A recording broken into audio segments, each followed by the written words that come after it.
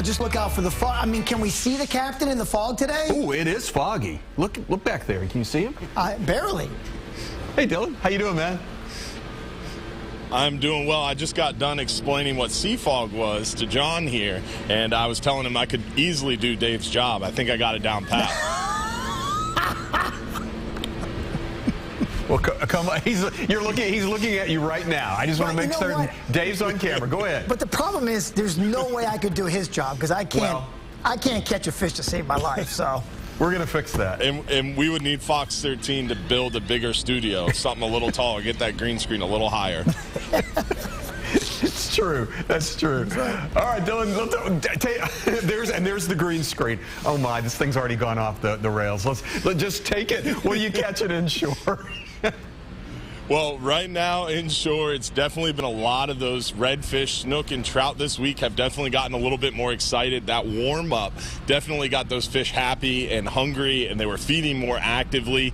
This time of year, when water temperatures are so low, they get really lethargic, slow-moving. They only really feed at optimal times, expelling the least amount of energy possible, looking for that slow-moving lure, that slow-moving live shrimp. Great options for them. But this past week, with that little bit of warm-up, it definitely got them more actively feeding, more spread out. Still, residential canals, dock lines, hot areas to look for those redfish.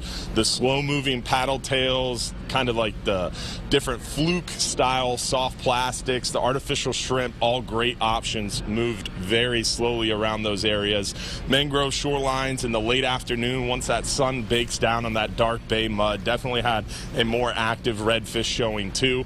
Just got to look for that right tide that coincides with that warm, wind-protected shoreline, and you're in there for a very active bite. We've been seeing some good snook action warming up this past week. Got those snook feeding much better around our residential dock lines, those mangrove shorelines, the grass flats, even some areas around local passes. We're seeing those snook as it warmed up.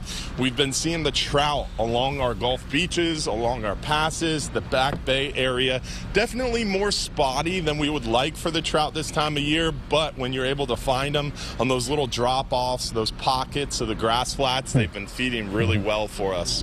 A lot of sheep's head around our local dock lines, local bridges, rock piles of Tampa Bay.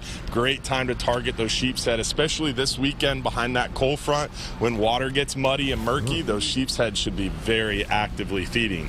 We're seeing a lot of black drum around too, dock lines, mangrove shorelines, grass flats. You can find those black drum. Fishing with crustaceans for bait.